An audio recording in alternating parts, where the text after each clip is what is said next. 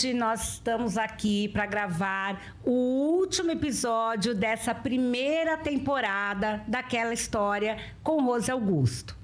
E não poderia deixar de ser muito especial, então eu trouxe aqui uma convidada que faz parte da minha trajetória como professora, como eu faço parte de toda a trajetória dela de vida, porque eu a conheço há muito, muito, muito tempo.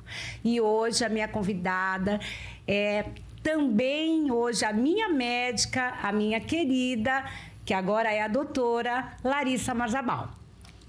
Oi, Roselaine, tudo bem? Obrigada pelo convite, muito feliz aqui de estar nessa primeira temporada com você. Eu tinha certeza, gente, porque ela revela sempre para todo mundo o meu nome verdadeiro, né? Tô aqui revelando agora para vocês também, né? Que tem, depois de uma Rose, tem sempre, né? Alguma coisa. E o meu vem a Roselaine, né? Lari, tô muito feliz, né? De trazer você aqui. Na verdade, quando eu falo que faz parte, né? Uma faz parte da vida da outra, até mesmo porque eu conheço você. Antes mesmo de você se conhecer, eu já te conhecia, né? Os seus pais são meus amigos da minha juventude, né? Conheço seu pai, conheço sua mãe da vida inteira, quando éramos jovens.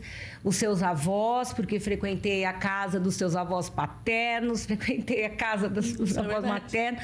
Então, nós somos praticamente família, né? Isso. Que é assim que eu considero, né? Você, seu pai, sua mãe, seus avós, né? É praticamente minha família. Então, não poderia deixar, né? De chamar. E, então... quero conversar com você um pouquinho. Primeiro, vamos falar um pouquinho quem era Larissa lá na época da escola. Vamos voltar lá, Larissa bem pequenininha? Já. A Larissa na escola sempre foi, acho que a Larissa sempre foi a nerd, né?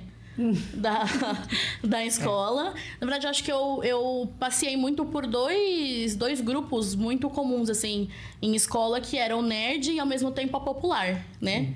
Eu estudei no liceu desde muito pequenininha, então a gente brincava do liceuzinho, né, que era do outro lado da rua. E a gente foi crescendo lá e assim a gente foi crescendo num grupo muito, muito unido e um grupo que foi crescendo junto, né? Então, a gente conhecia as pessoas mais velhas, as pessoas mais novas. Muitos dos alunos ficaram a vida inteira no liceu. Verdade. Então, a gente sempre foi conhecido ali. E eu também sempre fui um pouco aparecida, né? Então, eu sempre fui... era Dia das Mães, era Larissa. Era Festa da Páscoa, era Larissa. Era Festa da Primavera, era Larissa. Eu sempre tive um pouco essa veia... também meio aparecida, né? Então, acabava me tornando um pouco conhecida, assim, na escola por isso. Mas também sempre fui a primeira aluna da sala. Então, por isso que eu brinco que eu era uma mistura um pouco das duas coisas.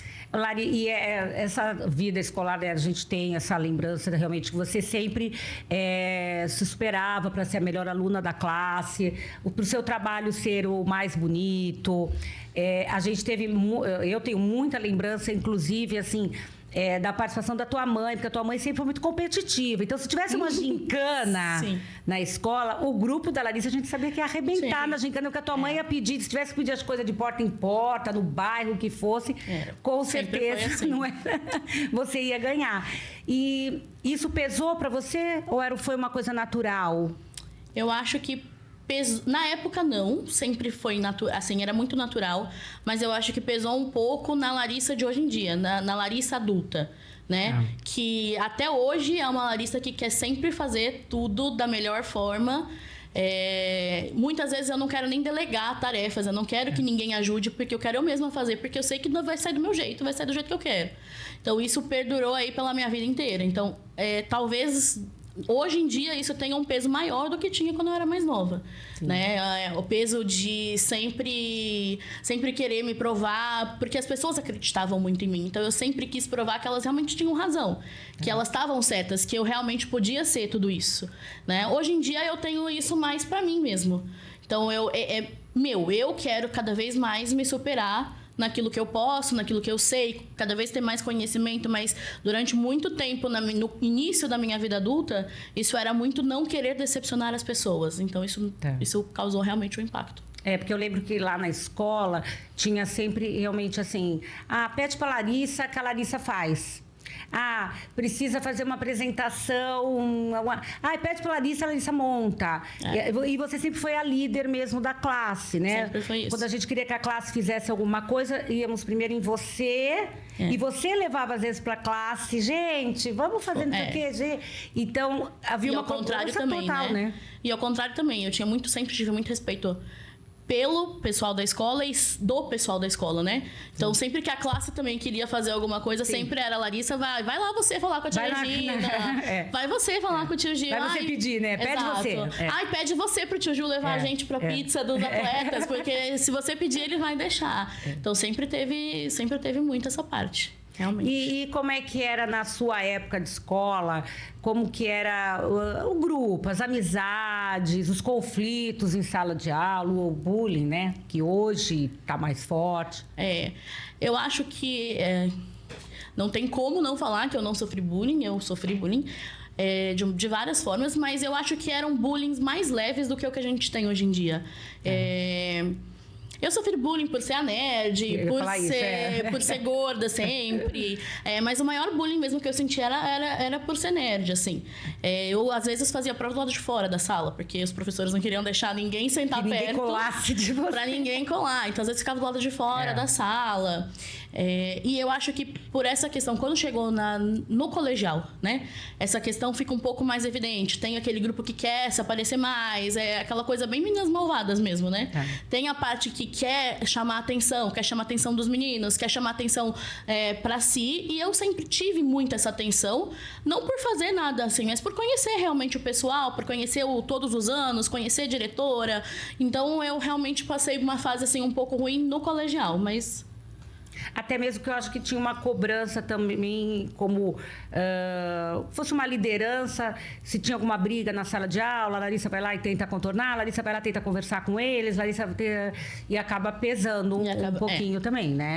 Eu acho que também você ter uma certa liderança, porque você sempre teve uma personalidade forte. Sempre. Não é? Porque às vezes tem a classe assim que é a nerd, quietinha, boazinha. Não. E não era, né? Eu sempre fui taurina ali na risca, né? Sempre quis liderar, sempre gostei de liderar, mas não de liderar para dar ordens, mas de liderar. Eu sempre fui uma pessoa que gostou de cuidar muito de tudo, né? Deixa que eu faço, né? Exatamente. Então eu sempre fui assim, vamos fazer dessa forma, vamos sentar todo mundo, vamos fazer, deixa que eu faço, deixa que eu organizo, eu só dou para vocês fazerem. Então eu sempre fui essa pessoa. E aí aconteceu. Mas foi feliz na escola? Fui. Assim, é uma fase incrível. Eu me lembro muito bem de todas as fases da escola. Graças a Deus, sempre me dei muito bem com a maior parte das pessoas na escola, né? Sim. Então, foi muito bom. Aí vamos agora falar um pouquinho, puxar a sardinha aqui pro meu lado.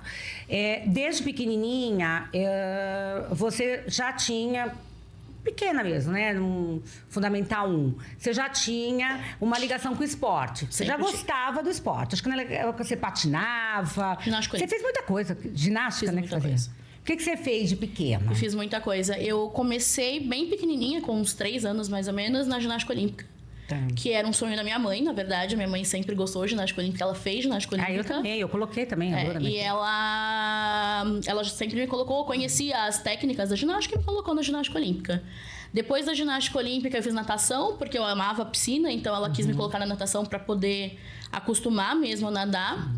Aí, eu entrei pra dança. Eu fiz 20 anos de dança na Lúcia Milás. Fiz sapateado, americano, irlandês, jazz, contemporâneo. Só não fiz o balé. E depois foi o hand, né? Sim. Mas assim, era hand, tudo isso mais uma parte um pouquinho mais de treino sério, de treinar toda semana. Mas a gente jogava bastante coisa, né, na escola. Fazia aula de vôlei, tinha aula de vôlei. Sempre participava. Sempre gostou de esporte, né? Sempre gostei, sempre gostei. Eu lembro bem que você, na educação física mesmo, era ativa. Nunca fui jogar, parada. Nunca ficou sentada, sempre quis participar de todos os jogos, brincadeira, mesmo pequena, das recreações, das gincanas, disso tudo. Até o dia que você foi na minha escolinha de handebol? Não, né? Acho que eu fiz uma seletiva pro handebol. Eu não fui da escolinha porque eu não lembro se era o horário da dança ou se era o horário do inglês, alguma coisa assim. Porque eu sempre fui de fazer muita coisa. Sim. E eu não fui da escolinha de hand por conta disso. E aí eu entrei no 2004, no Clube 2004, com as meninas. Sim. Porque foi uma febre, né? Foi uma época que foi uma febre o handball em Santos. Pela TV Tribuna mesmo, né? Pela TV Tribuna mesmo virou uma febre, assim, que todo mundo queria jogar handball. Isso mesmo. Então, a nossa escola era muito... A maioria das meninas jogava handball. E aí, acabei indo até o 2004 treinar com as meninas, fazer parte da seleção de Santos. Mas aí você já estava no gol? Não. Eu comecei como ponta. Já estava... É porque eu tenho uma lembrança que... Quando a gente questiona algumas coisas de um atleta, tudo, aí às vezes eu queria lembrar, por que Clarissa foi jogar no gol? Eu comecei no gol justamente pelo 2004. 2004 eu fazia no final, nas férias, handbeat. Ah, tá. Ele fazia uns campeonatos pra Na barraca gente. De praia, isso. foi. A gente entrava de férias dos treinos, mas tinha barraca de praia e a gente fazia o handbeat. E eu lembro que nessa teve uma vez que não tinha goleira no meu time. E era uma brincadeira, não valia nada, né? Não era campeonato certo. E falei, tudo bem, eu vou pro gol. E aí eu realmente fechei o gol. E foi a partir daí que a teletreinadora de 2004 virou e falou assim: cara, você não tem que ser ponta. Você tem que ser goleira. E foi aí que eu comecei a treinar no gol. E que ninguém imaginava, né? Ninguém imaginava, nem eu. Acho que nem... nem eu. Depois a gente vai entrar nesse assunto, aí a gente vai falar mais sobre a Larissa goleira, né? Mas vamos continuar ainda na escola. E aí a Larissa se formou, né? Acabou. Foi um sofrimento até. Eu lembro que quando você se formou foi triste, né? Porque você passou muitos anos na escola. E para a escola também perder a Larissa, eu lembro que foi duro, porque a gente contava muito com você para muita coisa. Realmente. Com a sua mãe também, que qualquer coisa que precisasse de ajuda de mãe. Sempre. A tua turma era uma turma de mães muito presentes, que a gente depois não teve. Eu acho que até a turma da Bruna, né, que foi 2 anos abaixo da minha, a partir depois daí eu acho que perdeu um pouco, né, do que a gente tinha. Sim. Porque até então era uma turma de pessoas que vinham desde o liceuzinho, que cresceram juntas e que tinham muita participação na escola. E o liceu é uma escola... As mães se conheciam. Sim, as mães saíam juntas. A gente ia jogar também, todo mundo junto no ônibus. E o liceu sempre... A minha mãe sempre fala muito isso e é verdade, né? O liceu sempre foi uma escola que conhecia o aluno. Sim. Você nunca foi mais um aluno. Então, se ligasse lá e falasse assim, olha, aqui é a Fabiana, mãe da Larissa. Ah, tá, a Larissa da sala tal, que fez não sei o quê. Eles sabiam quem era. Então, a gente não era só mais um lá, né? Era realmente uma família Liceu São Paulo. E era a tua família também, né? Porque a gente sabia o nome de mãe, né? Então era até engraçado que a gente, às vezes, quando precisava de alguma coisa, a gente já sabia que aquele grupo de mãe era um grupo bom. Era um grupo, né? Que podia contar pra pode contar com aquele grupo de mãe. Então vai ter jogo. Não, então já liga pra mãe dela, que a mãe dela já agita a torcida toda, compra bexiga, compra não sei o quê. Na época da TV Tribuna, meu pai fez um monte de cartaz também pra gente distribuir no colégio. E não hoje, né? Hoje não, né? Eu também já saí de lá. Mas antes de eu me aposentar, já tinha um tempo que já não tinha, né? A maioria dos pais já não participam tanto. E a maioria, assim, a gente já nem sabia o nome do pai. Vai de perua, vai de motorista, vai de coisa... os pais não estão na porta da escola, né? Aí a Larissa se formou e aí a Larissa fez o quê? Eu sempre quis ser médica, né? Sempre foi... Eu nunca me imaginei fazendo outra coisa. Então, eu acho que isso também pesou para quem eu era. Porque hoje em dia é um pouco mais fácil. Tem muita faculdade, muita forma de entrar. Mas, antigamente, entrar em medicina era uma coisa muito difícil. Sim, passavam anos, né? Tem gente passava 3, 4 anos no cursinho. E você contava muito currículo. Então, eu sempre fui... Eu às vezes, brinco que eu... fui adulta muito cedo, porque eu sabia o que eu queria desde sempre. Sim. Então, eu sempre me dediquei a isso. Então, eu sempre quis ter nota boa. Não é porque eu achava legal ser a primeira da turma. Não, é porque eu queria ter isso no meu currículo. Sim. Então, quando eu me formei, eu fui fazer cursinho. Fiz 2 anos de cursinho. E entrei já no 2º ano, eu entrei na faculdade. Aí, entrei aqui na Lusíada. Fez a tua faculdade, você fez aqui em Santos mesmo, Fiz aqui em Santos. Tá. No primeiro ano eu prestei só federal, porque é aquela coisa de quem acaba de se formar e acha que só federal pode te dar uma qualidade boa de faculdade. Depois eu fui aprendendo que não é bem assim que funciona. E aí acabei prestando aqui e passei aqui. Sim, até porque também tem gente que presta a faculdade, vai morar tão longe para fazer uma federal e não ter o gasto de pagar uma faculdade. Só que aí o custo que é manter bem grande. Fora acaba batendo, né? Então, mesmo a faculdade sendo uma faculdade muito cara, que exige um sacrifício grande, né? Da família toda, né? Ter um filho estudante de medicina numa faculdade. Realmente foi uma Você une a da família toda, né? Não dava para ser sozinho, não, difícil. Tá, então vamos falar um pouquinho da expectativa. A tua expectativa dentro da faculdade, como é que foram esses... São 6 anos, né? São 6 anos. São 6 anos lá. São Aí, 6 anos. quem foi a Larissa na faculdade? Cara, a Larissa na faculdade continuou sendo uma excelente aluna. Eu nunca peguei uma recuperação, nada disso. E era uma... Eu acho que talvez eu tenha vivido um pouco menos a faculdade do que eu queria. Tá. Não que a minha mãe e meu pai tenham, de alguma forma, barrado nada. Mas é diferente você estar em casa, né? Você acaba voltando, você vai voltar pra casa. Você tem alguém pra te dar uma... Pra você poder dar uma satisfação, né? Sim, falar o que tá acontecendo, tudo isso. E como eu sempre soube que eu queria fazer cirurgia, eu também, na faculdade, eu fui uma Larissa diferente do que eu era no colégio. Eu acabei deixando um pouco o esporte de lado. Na faculdade, porque eu sempre soube que eu queria fazer cirurgia e a minha mão era fundamental. E querendo ou não, como goleiro eu me machucava muito. Sim, a gente estava sempre machucada. E aí eu acabei optando por não jogar. Você não praticou nenhum esporte na faculdade? Porque a medicina é cheia de equipe, né? Cheia, é forte, né? Cheia. O esporte é forte. Mas também era super amiga do pessoal da Atlética. Nunca tive nenhum problema, nada, mas mais uma vez pensou como adulta, né? Mais uma vez pensei como adulta. Como adulta, não posso machucar minhas mãos. Não podia machucar minha mão, porque... acho que para todo médico é fundamental, mas para cirurgia é uma coisa... Se não tiver mão, não tem como, né? Então, eu acabei optando por não fazer esporte. Me distanciei do handball. Foi aí que eu saí da seleção, tudo. E aí, acabei largando de lado o esporte. A dança também? Não, continuei na dança. Eu continuei na dança até o último terapia, ano... um pouquinho, né? Até o último ano de faculdade. Continuei na dança. Tá. E bom, não ficou nem de recuperação, nada, mas... É diferente, né? Completamente diferente. É intenso, o estudo ali é intenso, né? E é muita coisa, né? É muita coisa que até eu... Não dá pra dizer que você aprende tudo na faculdade. Não tem como. É muita coisa, você vai vendo cada vez mais o seu nível de responsabilidade com a vida do outro. Costumo falar que toda profissão mexe de alguma forma com a vida das pessoas, mas nenhuma você tem a vida na mão. Né? Que nem a medicina. Então, você começa a ver o nível de responsabilidade e você precisa aprender cada vez mais. E a medicina é uma ciência que ela nunca fica exata, ela nunca termina. Né? Cada vez você está sempre se atualizando, cada vez uma coisa nova. E durante os 6 anos da faculdade, a gente via isso. Coisa que a gente aprendia no primeiro ano, chegava no sexto, já não era mais, já tinha mudado. Então... É bem complicado, é bem complexo e é bem desgastante mesmo. É uma faculdade que é integral, então a gente chegava às 7 da manhã e saía às 5 da tarde, 6 da tarde. Às vezes ficava até de noite, às vezes tinha palestra.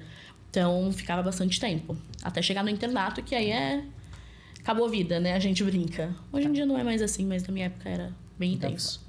E a amizade, como é que são esses laços de amizade na faculdade? Diferente da escola, né? Diferente da escola, mas não tem como. Eu brincava, né? Que falava, não quero fazer amizade na faculdade.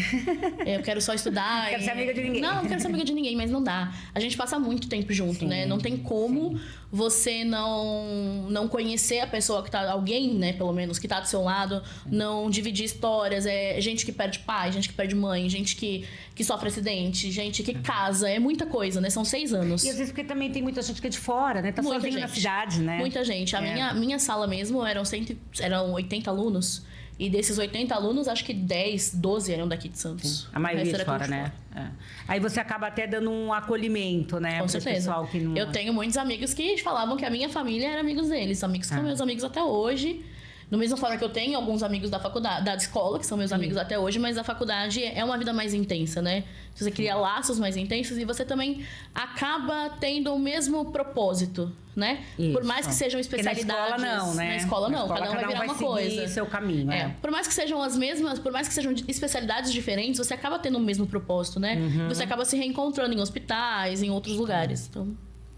Aí, depois dos 6 anos da faculdade, vem a formatura, né? Que é aquele momento só do glamour, né? Tão bonita. A formatura de medicina é sempre muito bonita, né? Muito glamourosa. Que eu acho que é a recompensa para os pais também, de poderem vivenciar, né? Um pouco tudo isso. E aí vem a parte... Aí o bagulho fica louco, né? Aí o bagulho fica louco. Aí você foi pra onde? Aí eu fiz um ano de cursinho. Depois porque aí você tem que fazer tua escolha. Porque aí acabou 6 anos, aí você tem que fazer uma escolha. Ou você fica sendo o quê? Você pode ser generalista e trabalhar como um clínico geral. Ou você vai fazer as suas especialidades. Eu sempre quis fazer cirurgia, isso eu sempre tive muita certeza. Eu acabei mudando só a sub da cirurgia depois, ao longo da minha carreira ali. Mas assim que eu formei, eu comecei a trabalhar já direto na UPA, em Santos, dava plantão. Enquanto isso, estudava para entrar na residência, né? Aí no ano seguinte, acabei entrando na residência de cirurgia. Que aí você estuda e tem que prestar um outro vestibular. Outra prova, prova atrás de prova. Como se fosse um outro vestibular. Para cada subespecialidade que você faz, você precisa prestar uma prova. Então, você acaba os 6 anos da faculdade, presta uma prova de residência. E aí você escolhe se você vai fazer clínica, cirurgia, ginecologia, e assim vai. E aí depois tem a sub da sub, né? E assim você vai indo. Então, é um pouco desgastante, porque hoje em dia a gente tem muito médico. E a gente tem, como toda profissão, as pessoas boas e as pessoas ruins. Então, quanto menos especialista você é, parece que você tem... O público te cobra, né? Você ser especialista, você ter uma formação mais aprimorada, você seguir mais adiante na medicina. Então, isso é muita cobrança. A gente se sente obrigado a fazer. Às vezes tem gente que não quer fazer nada, que quer ser clínico geral, que gosta de dar plantão. Gosta de trabalhar no pronto-socorro, né? Mas é muito imposto isso que você tem que fazer. Você tem que fazer a faculdade, você tem que fazer uma especialização, você tem que fazer uma sub, e a sub. Ou a pessoa te pergunta, tipo assim, mas você é médico do quê? De nada, né? Exatamente. É tipo isso. Não, porque você ser médico de pronto-socorro também, né? Tipo isso, não é fácil. Não é fácil. Cada hora, eu até acho mais assim, porque cada hora entra um com uma dor diferente, uma coisa diferente. Você acaba sendo aquele médico geral mesmo, né? Não é fácil. E aí é isso, e você vai cada vez se especializando. Então aí eu prestei a prova a primeira vez, prestei prova para cirurgia geral e entrei no Mandaki, que era o meu sonho, né? Mandaki. Onde fica o Mandaki? Bem conhecido como Mandaquistão. Para quem não conhece. Mandaki fica na Zona Norte de São Paulo. É um hospital referência de trauma para a Zona Norte. Então tem ali ponto, chega a águia, chega tudo do mais caótico possível relacionado a trauma. Então chega... Acidentes, né? Tiro, facada, tudo que você possa imaginar. Chega lá bastante. Eu lembro que você tinha umas fotos assim, meio pesadas nessa época. Então conta um pouquinho, vai? Como é que foi essa época? 2 anos? 2 anos. Eu fiz 2 anos, hoje em dia já são 3, né? Hoje em dia foi modificado pelo MEC, então são 3 anos para fazer cirurgia geral. Para ter o básico da cirurgia, vamos dizer assim, que não é tão básico, né? A gente roda por todas as especialidades. Então, você roda por cabeça e pescoço, tórax, vascular. Você aprende um pouquinho de tudo mesmo, porque no momento do trauma, ali no pronto-socorro, pode chegar qualquer coisa. Se você tá dando um plantão de cirurgia geral, você pode chegar com uma facada na barriga, no tórax ou no pescoço. Não tem, ninguém escolhe, né? Chega ali o que chegar, você tem que dar conta. Você não vai poder falar, só faço pescoço. Não tem, é muito difícil, não tem como acontecer isso. Então, é pauleira ali. Foram os 2 melhores e os 2 piores anos da minha vida, eu acho que eu consigo dizer assim. Os 2 melhores porque eu finalmente estava fazendo o que eu queria. Por mais que medicina fosse o que eu queria, não era voltado especialmente para aquilo que eu gostava. Ali era o que eu gostava. Eu gostava disso. Eu gosto da adrenalina do trauma. Eu gosto de poder agir para tentar ajudar alguém. Eu sempre fui assim, então eu gostei muito. E ali era o lugar que eu queria, do jeito que eu queria, no caos que eu queria, apesar de todo o caos. Então eu tava realizada, né? Muito cansativo. Às vezes eu chegava em casa e dormia, assim, quando eu tinha 2 dias pra dormir no final de semana, às vezes eu dormia o final de semana inteiro. Porque era muito pesado. A gente chegava 4 da manhã, às vezes, no hospital, passava visita, eram 40, 45 pacientes, cirurgia, ambulatório, plantão, era muita coisa, né? E é assim, não tem como ser diferente pra você conseguir pegar a mão e conseguir aprender. É muita coisa, né? E você aprende no susto, praticamente, né? Porque o negócio vai acontecendo. Tem as cirurgias eletivas também, né? Que a gente programa. Sim. Mas na parte do trauma não tem como, né? Você, o chefe, um R+, que a gente fala, que é o residente do ano superior, e o paciente. Aí você morava lá em São Paulo? Eu morava na frente do Mandaki. Era só atravessar a rua. Foi a época da pandemia? Foi a época da pandemia. Porque eu lembro. Por isso que eu falo que foi a melhor e a pior parte. Porque você teve o Covid, né? Eu tive Covid. Eu tive Covid bem no começo, quando ninguém sabia nada. Eu lembro que aí... E foi uma fase muito ruim porque parou a residência, né? O hospital virou referência de Covid. Na Zona Norte, então a residência parou, a gente não tinha mais cirurgia letiva, a gente só tinha cirurgias de trauma, no porque ninguém ia pronto-socorro. agendar, Não. pra operar nada no No máximo, é. estavam sendo agendadas cirurgias oncológicas, né? Ah, que não tá. dava tempo de ficar Sim, esperando. sim. Mas não tinha mais. Então, assim, a residência ficou parada, estacionada. A gente não operava mais vídeo, a gente não operava mais nada letivo, era só urgência. E aí virou o caos, né? Instalou o caos. Tá. Ninguém sabia nada, foi tudo muito novo. Eu Você fiquei- sozinha, né? Eu sozinha. Eu fiquei proibida de entrar no pronto-socorro porque eu tenho asma. Minha chefe falou, não quero você aqui, porque eu não quero que você faça um Covid em cima da sua asma. Eu não quero você no pronto-socorro. Eu fiquei só na enfermaria, ainda assim eu consegui pegar a Covid. conseguiu pegar. Mas o hospital inteiro pegou. Eu acho que é difícil achar uma ou outra pessoa do hospital que não tenha pego. O hospital inteiro... Mesmo usando todo o equipamento, tomando Mesmo todo usando todo o cuidado. equipamento, mas no começo a gente não sabia nem qual era o É, equipamento. é verdade, Então, assim, a gente entubava o paciente na urgência sem ter máscara, sem ter material, porque no começo ninguém sabia nada. E foi aí que eu peguei. Pegou logo no comecinho. Peguei logo no começo. E foi uma fase muito ruim. Acho que a pior fase da medicina, pra mim, se eu tiver que falar, são 7 anos de formada, a pior fase pra mim foi o Covid. Nada se compara. A gente É o via... desconhecido, né? Ninguém estudou, né? E assim, a gente via amigo morrendo do lado. E pra Para os mim... médicos foi duro, né? Foi muito Não difícil. sabia o que fazer, né? Era 24 horas, a gente não sabia o que fazer. Paciente parando, paciente morrendo, amigo internando, você ficando doente. Eu não podia falar pros meus pais irem, eu não podia... Eu tive que fingir que eu tava ótima, entendeu? Porque eu não queria preocupar eles, porque ninguém sabia o que tava acontecendo. Não Se sabia se eu você ia também morrer vai ou não. pra casa dos seus pais, você traz o vírus com você. Exatamente. Foi uma fase difícil pra todo Exatamente. mundo Foi uma mesmo, fase né? muito, muito difícil. E assim, pra mim, o pior momento que foi o dia que eu falei, cara, não sei se eu quero mais isso, assim. Foi o dia que a gente teve que escolher, né? A gente já tinha 23 aparelhos de respiradores, né? De Tá. oxigênio pra quem tava entubado, a mais no hospital. E nesse dia a gente só tinha um sobrando. E aí a gente tinha 2 pacientes com Covid e um trauma grave que precisava. E aí, como é que você faz? Como é que você escolhe? Você quem vai? escolhe quem vai viver. Como é que você brinca de Deus? Forte isso, hein? Não dá. Forte. Esse dia eu falei assim, Acho que eu não quero mais acho que eu não quero mais isso. E aí depois do Covid foi um momento que eu caí numa depressão, assim, ferrada. Porque enquanto você tá trabalhando, você não tem muito tempo pra pensar. O próximo. Vai agindo, Você né? vai agindo. A hora que você para, e aí a gente parou mesmo, porque a gente não tinha mais onde trabalhar. Era muita gente pra trabalhar no mesmo lugar. A gente começou a fazer revezamento na residência, né? E aí foi a hora que parou e foi a hora que caiu tudo, assim, sabe? Então foi a hora que eu parei e falei assim, cara, eu preciso de ajuda.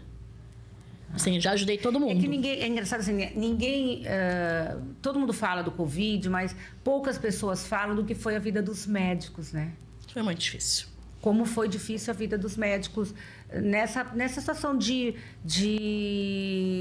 salvar vidas, perder tantas vidas, né? Tava muito próxima, né? A morte, você Muito. convivia com a morte praticamente todo Muito. dia. Era Mesmo todo que o dia. médico já está, mas de uma coisa que ele não controlava, que ele não conhecia, né? A gente está adaptado a perder pessoas, a gente sabe que isso Tá. faz parte dos ciclos, principalmente na nossa profissão. Mas era uma coisa muito absurda. E assim, às vezes eu chegava em casa até e ligava pra minha mãe, eu me lembro muito disso. Minha mãe falava assim, ai, fulano, não quero saber. Tá. Não me Não, conta. mas amigo de Tá. ciclano, não quero saber. Já eu não tenho quero saber. minhas próprias Eu passei, tipo, 12 horas, 24 horas do dia vendo gente morrer, eu não quero saber. Você faz terapia, Lara? Mais ou menos. Tá. Eu faço terapia, mas com o meu psiquiatra. Tá. O psiquiatra, ele tem uma jogada ali, não só de medicação, ele conversa bastante, tá. então ele mesmo faz a própria psicoterapia. Tá. E Porque precisa, né? precisa. Porque a cabeça... Acho que todo mundo deveria Não, fazer. sim, todo mundo, mas eu acho que a cabeça do médico... Sim. Sabe, bom, eu nunca quis fazer medicina... Não, mas a gente eu absorve não- muita coisa, né? Porque você... Por exemplo, a minha profissão agora, eu vejo muito paciente com câncer. Tá. Então, são pacientes que ficam com a gente, às vezes, 2, 3 meses. Não tem como... Não existe essa de médico, não tem como se apegar ao paciente, Médico não tem é como. frio, né? Não existe. médico é frio. Não existe. A gente acha, A né? gente se aproxima, você ouve a história, você sabe o que aconteceu. Conhece a família, É uma família que vem, a família que vem de longe. Às vezes você conhece conhecido do seu amigo, e aí vai, e não tem como você não absorver. Então a gente precisa disso. A hora que chega a noite, a cabeça tá bombando, né? Eu brinco que as pessoas falam, nossa, como que você gosta de São Paulo? Você leva 1 hora pra chegar em casa, porque era o meu momento de descanso. Eu entrava no carro, ligava minha música, vinha cantando a minha música, era o meu momento de desligar. Saiu a Larissa médica do hospital e agora tá entrando a Larissa pra dentro de casa pra ver uma série, sair com os amigos. Era o momento que eu precisava. Então eu gosto muito de São Paulo por isso, porque ele me dá esse espaço. Aqui em Santos não dá, né? Às vezes eu chego em casa, eu até fico assim, eu falo, minha mãe quer conversar e eu falo, eu preciso de 10 minutos, tipo, eu vou entrar no meu quarto, me deixa em paz no meu quarto, porque é o tempo inteiro lidando com os outros, né? Então é muito difícil. E aquela história que a gente sempre espera do médico, né? Porque a gente, como paciente, a gente quer conversar, a gente quer as respostas, a gente fica cobrando, né, do médico. A gente também esquece que, né, não é uma máquina, né? Isso a gente tem vivido muito, isso tem sido muito difícil hoje em dia na medicina. A gente vê aí um monte de vídeo de porque o médico levantou pra ir no banheiro. Sim, porque ele vai ao banheiro. Né?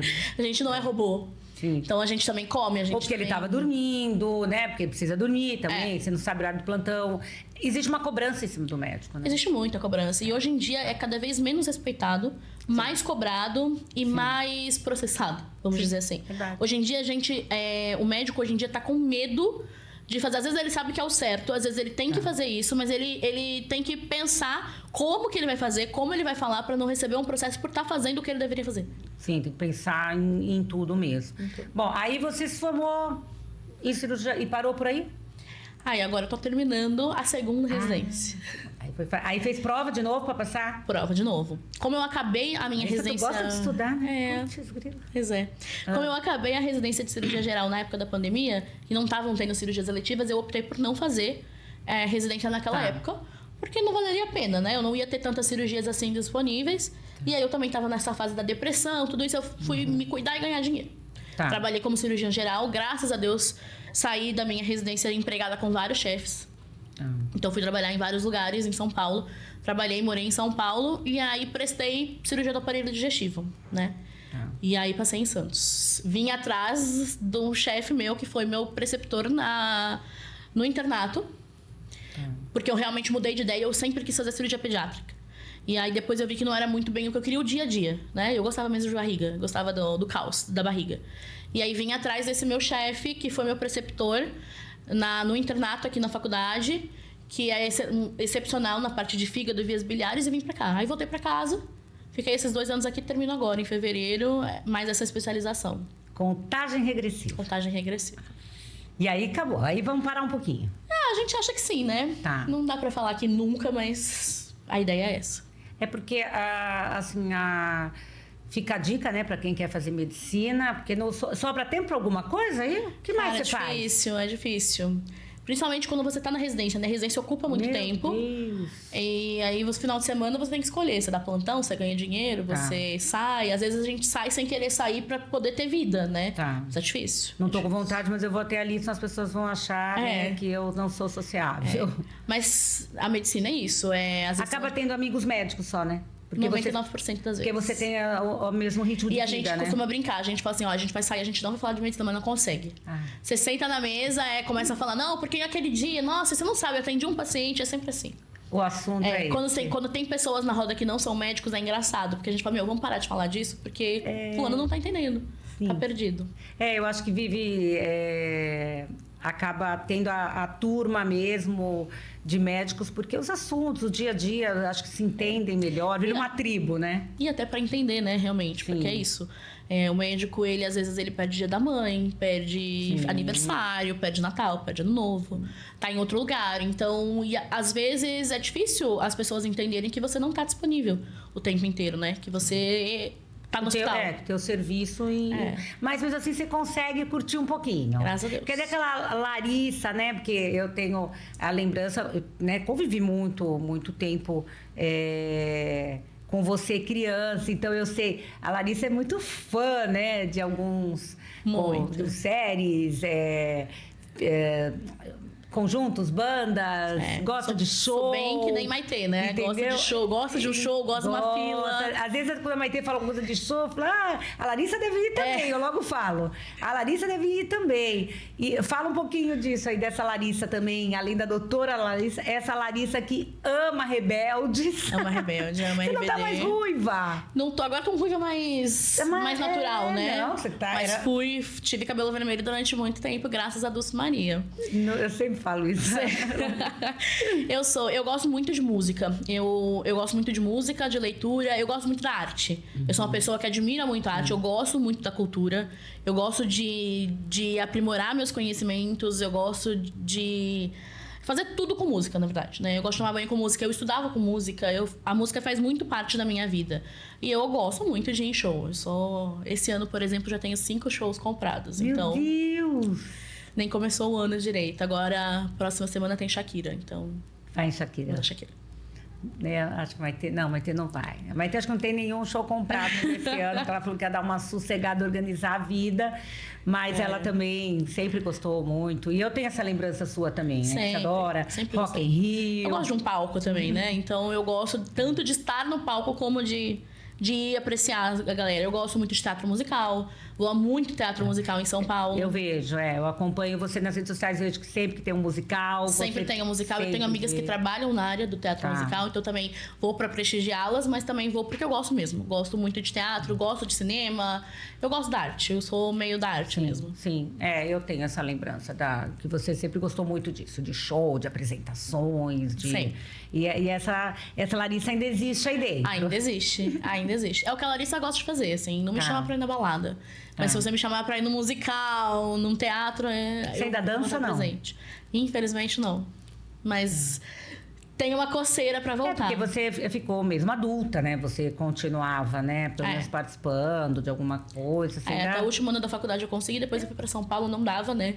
Na residência ficou humanamente impossível ficar descendo e subindo, não tinha tempo mesmo. Tá. E mesmo nessa residência também não tinha tempo. É o que a gente falou, a questão da cirurgia, ela tira um pouco a sua liberdade. Porque você tem hora pra entrar, mas você não tem hora pra sair. Você não sabe quanto tempo vai durar a cirurgia. Tem uma previsão de 2, 3, 4 horas. Tem cirurgias nossas do aparelho digestivo que duram 10 horas. E aí você não sabe a hora que você vai entrar, a hora que você vai sair. Então, às vezes, você acaba perdendo essa disponibilidade, né? E acaba até se afastando de atividade física, não sobra tempo, né? É a coisa que eu mais Tem que ser muito fiel, assim, a ir pra uma academia. Tem que ir ou às 5 da manhã ou às 11 da noite, né? Eu vejo... Depois de ficar o dia inteiro de pé. Eu vejo... segue, né? Umas pessoas que são médicos da rotina. E às vezes a rotina é acordar às 4 da manhã para poder treinar às 5, para às 6 tá trocando, para entrar no hospital às 7. É isso. É uma vida louca mesmo, né? É uma vida bem louca. É porque você falou, não tem horário pra... Não tem. Claro que conforme vai passando o tempo, você vai se adaptando, você vai fazendo seus horários. Sim, você consegue dar uma manejada nisso, mas em vigência de residência não dá. Então agora vai dar uma parada. Vou. Tá. Fez esse compromisso já de pelo menos até o final do ano. Eu não ficar parada é uma palavra muito forte. Não, ficar parada de estudar, não vai fazer outra. Não, eu não consigo ficar parada. Ou eu vou inventar alguma coisa, mas residência não dá. Porque agora, quando você acaba essa coisa, agora você vai ser contratado em hospitais, é isso? Em equipes, então ainda tem... Isso. Ser indicado para algumas equipes. E até dá plantão também. Mas não dá... A residência é muita dedicação. Você precisa se dedicar. Você está trabalhando, mas você também está aprendendo e não tem como ser diferente, né? Você precisa estar imerso no hospital. Às vezes a gente vê pessoas hoje em dia, mas eu não quero, é muito tempo, mas não tem como, né? Não tem como você aprender. Tudo muito diferente do livro para a vida real. Paciente, cada paciente é um paciente. Sim. A gente costuma dizer, nem todo paciente lê o livro, né? Então, tem pacientes que tem que pensar, você tem que raciocinar o que está acontecendo. Então, você tem que estar dentro do hospital, não tem como você aprender do lado de fora. É difícil. E área acadêmica? Já pensou em ser professora universitária? Já. Eu gosto. Eu tenho essa... Eu gosto bastante de ensinar.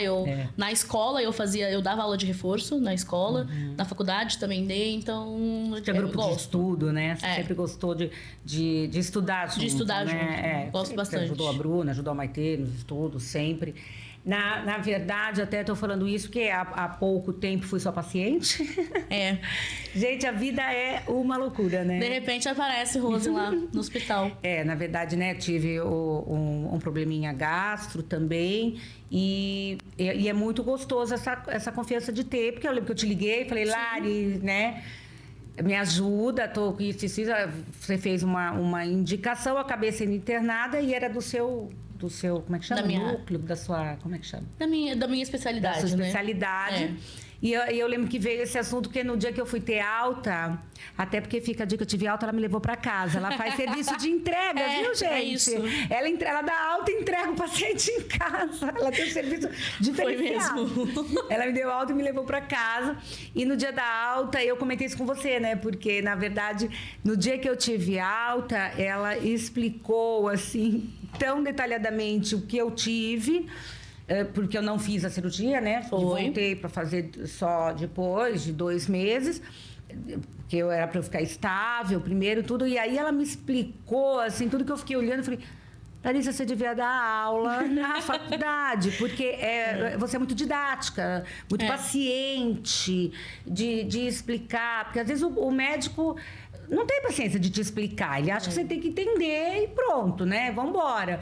E aí você ficou muito tempo ali me explicando o porquê isso, porquê aquilo, porquê o exame tal, porquê isso, aquilo. E aí realmente eu vi uma Larissa ali dentro que eu falei, eu acho que você tinha bastante para ensinar. Eu gosto bastante, eu sempre gostei de ensinar. Sempre ajudei também muito o pessoal da faculdade, sempre gostei de estudar junto. Não, gostava de estudar para mim primeiro e depois era uma forma de gravar. Ensinar alguém, né? Que costumam dizer, quando você consegue ensinar é porque você aprendeu. Porque você aprendeu. Então, e você era assim desde a escola? Sempre fui. Você não foi aquela nerd egoísta que, tipo, não dou cola, não estudo com você, não faço prova em dupla. Porque tem, né? Tanto que era por isso que eu ficava do lado de fora. Não vou fazer prova. Não vou fazer prova em dupla, não vou fazer coisa, a nota é minha. E pelo contrário, você sempre ajudou todo mundo, né? Deixa que eu ponho o teu nome no trabalho. Você nunca se preocupou com os outros, né? Você fazia o teu, e se alguém quiser tirar o mesmo coisa, você não teria problema de ajudar os outros. Pra mim, tava tudo feio, né? O que importava, eu já tinha aprendido. Por isso que eu acho que você teria uma... Não, eu gosto. Eu tenho essa vontade, sim, de dar aula. Sempre gostei e eu tenho isso. Mas eu acho que essa parte de explicar, além de ser natural meu, né? A minha primeira residência e meus primeiros trabalhos foram todos no SUS. E não que tenha que haver diferença, né? Mas a gente sabe que a maior parte das pessoas que estão no SUS, elas têm um acesso à educação e um acesso ao entendimento do que acontece um pouco, muitas vezes, reduzido do que a gente que consegue pagar um plano de saúde, consegue pagar um particular, né? E então é preciso explicar. Às vezes o paciente chega e ele não sabe dizer o que ele toma, ele não sabe qual é o comprimido. Então, você tem que ter essa paciência, você tem que chegar e explicar para o paciente. Ele não vai entender se eu falar que ele tem cálculo na vesícula e que ele fez uma pancreatite, né? Eu preciso explicar o que está acontecendo. Então, eu gosto muito de desenhar, explicar, fazer o paciente entender. Porque isso favorece o paciente a aceitar o seu tratamento, a confiar em você e a seguir, né, com você. Isso é muito importante. Ai, que bacana. Que sensibilidade, né? Ter a sensibilidade, isso aí é muito bacana. Qual o pior caso até hoje? Que mexeu mais com você? Tem um monte. Tem vários. Mas eu acho que, no geral, assim, o que mais tem mexido comigo é a quantidade de pacientes novos com câncer. A gente trabalha também muito aqui com parte pélvica, então a gente pega muito paciente muito novo com câncer de útero, de ovário, e isso tem me chamado muita atenção, o quanto os pacientes novos estão evoluindo com neoplasia por qualidade de vida. A gente sabe que tem a parte genética, mas também tem alimentação, vida, né? Qualidade de vida, essa vida corrida que a gente leva, de não fazer exercício, não se alimentar direito. Isso tem influenciado muito. Cada vez mais a gente vê pacientes mais novos. Porque não é possível, né? Parece que até a gente comenta às vezes, nossa, gente, todo mundo tem câncer agora. Claro que assim, isso colabora também o fato da gente hoje em dia ter mais diagnósticos, entender melhor algumas doenças, ter mais aparelhos para diagnóstico, mas cada vez mais novo, assim. Eu até brinco, eu falo, gente, ano que vem eu quero fazer tomografia, colonoscopia, endoscopia, porque é absurdo, né? Tem chamado muita atenção. Muita atenção mesmo. Mas eu acho que de chamar, assim, de mexer comigo, Não sei. Acho que... Não sei. É muito difícil, tem muito caso. É muito caso tão complexo. A gente pega uns casos tão... Qual o teu maior tempo que você já ficou numa cirurgia? Porque a maioria são longas, né? Foram 14 horas. No mesmo paciente? No mesmo paciente. Foi um paciente que teve uma complicação cirúrgica, claro. Não é o padrão, né? Ah, tá. Por mais longa que seja a cirurgia, mas não é o padrão. Foi um paciente que teve uma complicação vascular durante a cirurgia. A gente teve que chamar o pessoal da vascular e a gente passou a noite inteira operando. A gente entrou 4 da tarde e saiu 6 da manhã do dia seguinte. Nossa. E deu tudo certo? Infelizmente, não. Não? Não. Ah, então foi um dia ruim, né? Foi um dia ruim. Foi um dia ruim. Vocês costumam ter, né? Dias ruins. A gente costuma ter, a gente pega paciente com casos muito avançados, né? Tá. Para ficar mais fácil, né, de entender, a gente, para conseguir tirar um tumor de um paciente, a gente precisa ter o que a gente chama de margem, né? Tá. E às vezes essa margem, ela não existe uma margem como os vasos. E assim, não tem como eu tirar um tumor de um paciente que pegue e tirar a aorta, que é a principal artéria do corpo junto, né? Tá. E às vezes está tão perto que você acaba... Não tem como você tirar sem lesionar, ou o próprio tumor está invadindo. E aí você acaba tendo sangramentos excessivos, é o que acaba complicando mesmo. E a gente pega muitos casos muito avançados. Alguns tumores, eles são muito silenciosos. Quando a gente descobre, eles já estão num nível mais avançado, que dificulta muito a cirurgia, né? O tratamento em si. Tem que ter muito emocional aí, né? Muito equilíbrio emocional mesmo, porque deve ser... Isso é uma coisa que a gente vai aprendendo com o tempo, pelo menos a manter a calma durante o procedimento, tentar... É uma maturidade. É uma maturidade, né, que vai adquirindo. Agora eu posso depois sentar no chão e chorar, mas agora, nesse momento, não, né? Não dá. Acho que eu não tenho maturidade emocional, não. Agora vamos mudar um pouquinho e vamos falar... Eu tenho um quadro, né, uma parte aqui do programa que é o Pode Contar. Pode contar sempre uma história que você tenha comigo, alguma coisa, uma lembrança, uma coisa engraçada. E eu mesma já escolhi e eu já até sei tema, qual é. E você sabe qual é, porque é um assunto assim que até hoje, quando você reposta, eu quero repostar, eu quero ter essa lembrança, que eu acho que eu acho que é a maior lembrança que eu e você temos juntos. Não sei se a gente vai. Eu vou deixar você contar. Aí depois, se tiver alguma... A sua versão. A minha versão, aí eu conto depois. Mas pode você contar, mas vamos falar daquele dia da nossa final da Copa TV Tribuna. Eu acho que para começar a chegar nesse assunto, a gente precisa voltar naquela parte que eu falei, que eu sempre fui uma pessoa com muito medo de decepcionar as pessoas. Sim. E isso sempre me acompanhou a vida inteira. Então, eu sempre fui uma pessoa muito nervosa, muito ansiosa. E isso, às vezes, me desregulava um pouquinho, assim, a ponto de eu não conseguir agir. Eu agia, mas eu ficava muito nervosa, passava mal antes. Então, isso me acompanhou ao longo ali da TV Tribuna, né? Que foi o campeonato que a gente está se referindo. Então, eu sempre gostei muito de jogar hand. Eu sabia, no fundo do meu coração, que eu tinha habilidade para jogar, mas eu sempre tive esse problema de não querer decepcionar. Então eu entrava muito nervosa, eu passava mal, eu tinha dor de barriga, e aí eu não queria, porque eu não queria decepcionar. Era um momento que tava a escola inteira torcendo. Todo mundo já me conhecia desde sempre e eu não queria passar vergonha nem na televisão nem na escola, né? Então eu sempre ficava muito nervosa, e aí com isso acabei ficando como reserva nesse primeiro campeonato. Por conta disso, por conta dessa minha ansiedade, desse meu... Você chorava, né? Eu chorava, ficava desesperada, né? Sempre foi assim. E aí, mas sempre entrava um pouquinho nos jogos, né? A gente, graças a Deus, na maioria dos jogos ia ganhando com uma vantagem boa. E aí eu entrava mais relaxada, assim. Eu já não precisava... o time não dependia de mim, né? Eu já entrava mais relaxada e entrava e tudo bem. E eu me lembro muito bem que foi na semifinal do campeonato, que foi muito caos, assim. Eu me lembro que a goleira titular tomou altos gols muito ruins, assim, né? Assim, coisa que ninguém acreditava que estava acontecendo. E aí eu falava, poxa, Rose, não vai me colocar no jogo, cara? Segundo tempo já e nada. Eu lembro que eu saí desse jogo irada, porque eu não entrei, né? Você não me colocou. Sim. por conta disso, de me conhecer, de saber do meu nervoso. Mas eu sei que eu cheguei em casa, assim, com uma raiva no coração, irada. Eu falava, não é possível, ela tomou vários frangos, como que eu não entrei no jogo? A gente quase que não vai pra final. Assim, revoltadíssima. Mal sabia o que tava por vir. Revoltadíssima. O Diego, que era, né, quem ajudava você a treinar os goleiros, até ele falava, meu, calma, respira, você vai... Eu não quero saber. Assim, eu saí do Sesc desolada, assim. Falei, cara, não é possível, né? Não é possível. E aí eu dormi, e eu lembro muito bem que eu fui dormir e falei assim, Deus, se for pra eu mostrar, né, que eu sou boa goleira, você faz alguma coisa. E aí eu lembro que chegou no dia seguinte, era a final, e aí todo mundo nervoso, todo mundo ansioso, e por incrível que pareça, eu estava plena, calma em pessoa. E aí, cadê a goleira principal? Cadê a goleira titular? Não chegou. Não chegou. E eu me lembro muito bem de você virando pra mim e falando assim, Lari, a Marcela não chegou. Você vai ter que entrar. E eu virei e falei, eu tô aqui pra isso.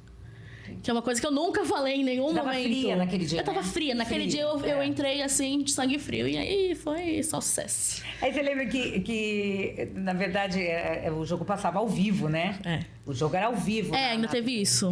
Teve esse detalhe. Aí o jogo era ao vivo. E como eu tinha dado a escalação do time, quem ia sair jogando era a Marcela. Era a Marcela. Né? E a Larissa pegando todas as bolas e a Marcela defendendo. Ele começou assim, Marcela hoje fechou o gol. Marcela não deixa passar nenhuma bola. Foi. E quem tava no gol era você. Foi. A minha tia já tinha trabalhado na TV Tribuna. E aí, o meu tio ligou pra ele e falou assim, meu, não é a Lari que tá jogando? E ela falou, Ele falou, cara, eles estão falando Marcela, quem é Marcela? E aí ela foi lá e conversou com o pessoal. E aí eles até brincaram, né? Que você deu uma derrapada neles. Levamos uma rasteira aqui da professora. Não sei, e aí a Marcela chega no jogo, lembra? Atrasada, chega. E aí foi o momento que eu fiquei nervosa. Porque daí eu falei, ela não vai me tirar daqui. Ela pode sentar, mas ela não vai me tirar daqui. Quando a Marcela chegou, eu falei, senta aí, você chegou atrasada, agora não é. E aí, acontece que aí esse jogo foi tenso, né? O tempo todo, foi Acho tenso. Que foi nosso adversário mais difícil. E aí empatou. Empatou. Acabou o tempo, acabou tudo, empatou. Vai pra onde? 7 metros. 7 metros. Aí eu olho pra Larissa e falo, quer sair ou quer ficar? Né? Eu deixei que você escolhesse. Foi.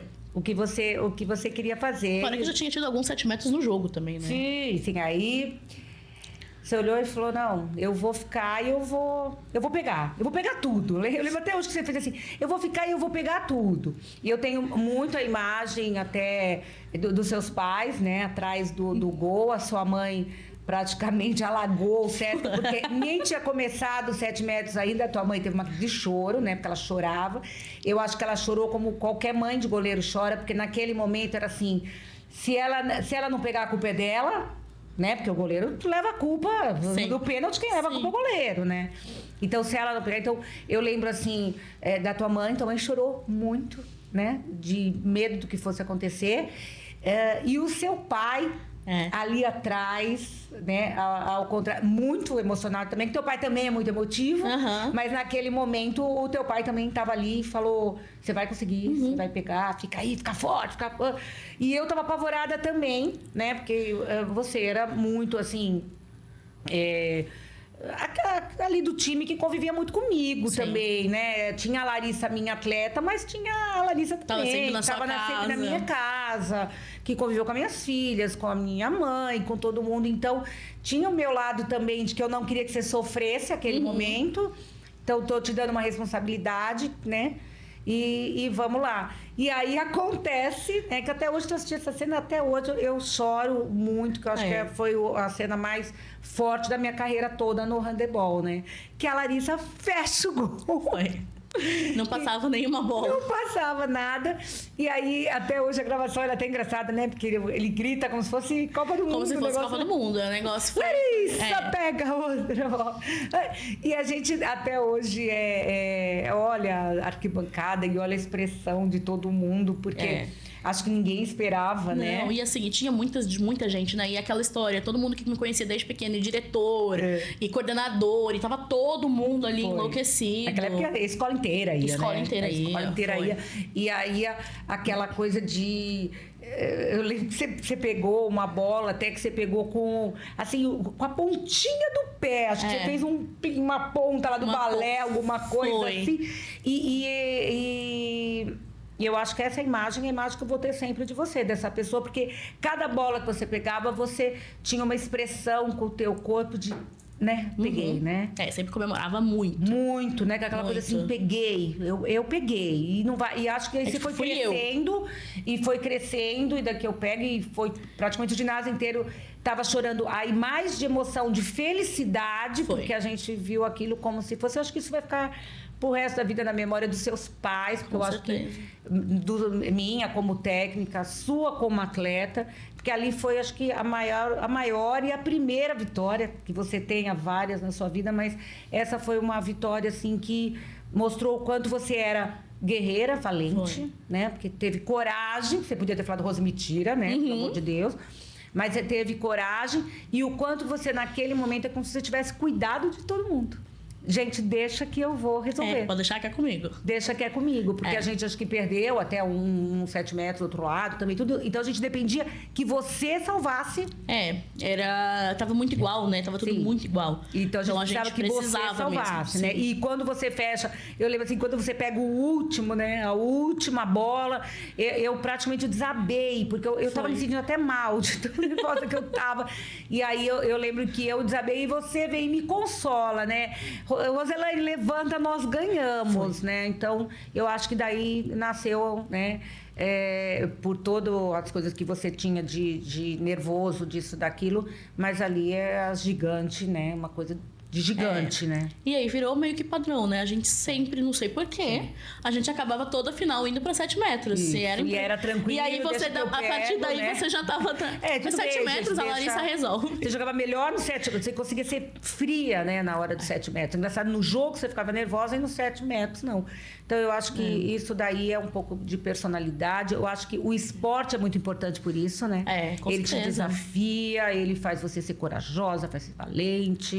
Eu acho que as duas coisas, né? O esporte e a dança, que eu tive a minha vida inteira, foram muito fundamentais para a questão de disciplina, responsabilidade, horário, de me desafiar. Na dança também, né?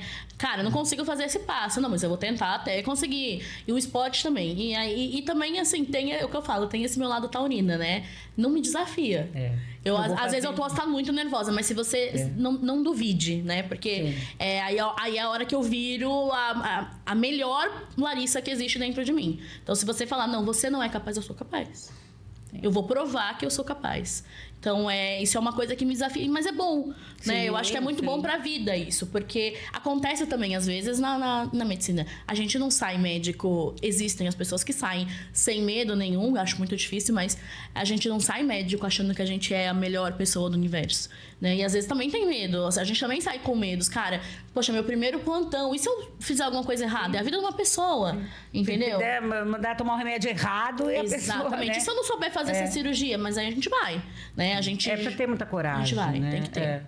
Agora eu vou te fazer 3 perguntinhas, assim.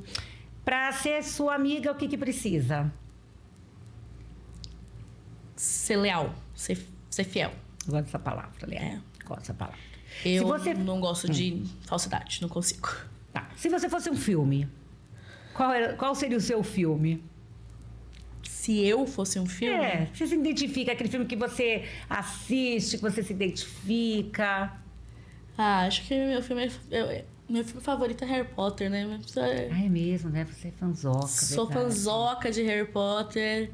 Às vezes as pessoas me chamam meio de bruxa, então tá tudo bem. E eu acho assim, essa coisa até de você gostar você era uma pessoa que tinha objetos, né? Tinha livros, você tinha tudo, de tudo que você gostava, você colecionava, não era? Tudo que eu gostava, eu colecionava. Eu adoro, assim, ter... Até hoje, né? Tenho muita coisa. Sou viciada no Stitch, tenho tudo do Stitch. Então... eu lembro disso. E... um conselho, Lari, aquele conselho que você, na verdade, você dá para todo mundo, mas é aquele conselho que você não usa, não pratica. Sabe aquele conselho bom? Eu falo para todo mundo fazer tal coisa e eu não faço. Pensar mais na gente mesmo. nos colocar em primeira opção, né? Eu falo isso muito pra todo mundo. Eu falo que se a gente não se amar, quem é que vai conseguir amar a gente? Mas eu sou um pouco falha nessa missão. Eu geralmente sou uma pessoa que ponho sempre os outros à frente. É mais fácil colocar os outros do que pensar em mim, né? Mas é natural. Eu já tentei mudar e eu não consigo. Mas é um conselho que eu dou pra todo mundo, se colocar em primeira pessoa, né? Em ser o seu primeiro pensamento, ser a primeira pessoa que você quer agradar, a primeira pessoa que você quer ver feliz. Eu acho que é fundamental isso. Tem eu sempre comparo com a regra do avião, né? Põe a máscara em você primeiro para depois Exatamente. conseguir salvar os outros. A vida deveria ser primeiro assim. Primeiro, Exatamente. Né? Exatamente. Mas durante muito tempo isso era egoísmo, né? Hoje a gente descobre que não. então egoísta, só pensa nela, só cuida dela. Lari, qual conselho você quer deixar aqui para quem está na escola, para quem ainda está no ensino médio e que quer traçar uma carreira de médica, de cirurgiã? Qual conselho você daria para a Larissa lá da escola? Eu acho que para a Larissa da escola eu falaria que ela está no caminho certo. Na parte de se dedicar, eu acho que é fundamental. Acho que o conhecimento, ele nunca é demais. Independente, a gente costuma brincar, né? Nunca vou usar isso na minha vida. Eu quero ser médica, não quero usar isso. Mas o conhecimento, ele nunca é demais. E a gente precisa conhecer o mundo para tentar entender cada um. Né? A gente precisa entender o que acontece no mundo, por que essa pessoa age dessa forma, por que a outra age daquela forma. Então, eu acho que o conhecimento nunca é demais. Mas eu também falaria para a Larissa relaxar um pouco mais. Eu acho que a gente tem o principal conselho para seguir na vida da medicina e você aguentar a medicina é você saber equilibrar as coisas. Se dedicar, estudar, saber que você vai perder aniversário, que você vai ter que ser responsável, que você nunca vai parar de estudar, mas ao mesmo tempo não deixar de viver. Porque você precisa estar bem com você para poder ajudar o outro. Então, tem um arrependimento em alguma coisa? Faria diferente alguma coisa? Não ter aproveitado o intercâmbio quando eu podia, mais nova. Morado fora, 1 ano. Tá. Acho que esse é o meu arrependimento. Ainda dá tempo? Dá. Ainda dá. Tempo, né? Ainda dá. Tempo de fazer alguma coisa fora, né? Com certeza. Muito nova ainda, né? Ainda tem, acho que, algumas coisas que dá tempo ainda, né? Sim. Mas é uma experiência que eu acho muito importante. Você desmembrar um pouco, aprender a viver sozinho, sair um pouco de casa, ter essa experiência com outras culturas. Tá morando na casa dos seus pais? Tô morando na casa dos meus pais que agora. Delícia! Mas tá acabando.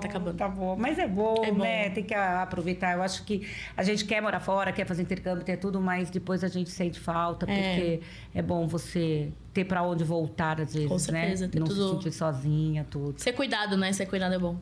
Quer deixar mais alguma coisa? Um recadinho, alguma coisa? Só agradecer você pelo convite. Que são tantos anos, né, de história. Acho que se a gente ficasse aqui falando a nossa história toda, ia ser uma temporada só de... Não, sim. Eu pular várias coisas que eu gostaria de falar, mas realmente a gente tem bastante história. Com certeza. E, assim, eu tenho muito orgulho, você sabe disso, eu tenho muito orgulho de você, né? Toda a tua trajetória, muito carinho, né, por tudo, né? Pela sua família, porque vocês sempre me abraçaram, né? Em todos os momentos da minha vida, das minhas loucuras, do que fosse. Tanto que desde o começo eu sempre brinco, eu falo assim, gente, eu tenho que pôr em algum momento, eles até sabem, eu falo, tem que pôr a Larissa, gente, eu tenho que chamar a Larissa, porque a Larissa faz parte de tudo que eu faço. Em algum momento, ou é o pai dela que vem fazer alguma coisa, ou é a mãe dela que vem não sei o quê, mas... Vocês fazem parte, a gente passou por várias fases, né? Isso. Tanto suas quanto minhas também, né? Sim, a gente... E eu acho que o Roselaine, ele vem um pouco disso. Porque... quando chegou nessa fase do handball, né? A gente sempre teve uma conexão nossa. Todo mundo sempre soube, nossa, a Larissa conhece a Rose desde antes e tal. Quando chegou na parte do handball, todo mundo virou amigo da Rose. Né? A Rose era a Rose, não era mais a tia Rose, era a Rose de todo mundo. Mas aí pra mim era a Roselane, então eu tinha essa ligação, talvez né? Por isso que ficou Roselane. Eu acho que sempre ninguém mais chamava. A Roselane é minha. A Rose exatamente. É de vocês, exato, né? acho que foi isso. Acho que foi uma coisa mais pessoal mesmo. Pode ser que seja isso mesmo. Bom, te agradeço, te desejo toda a sorte do mundo. Não, por mais que eu confio muito em você, mas eu não quero te ver tão cedo como médica, tá?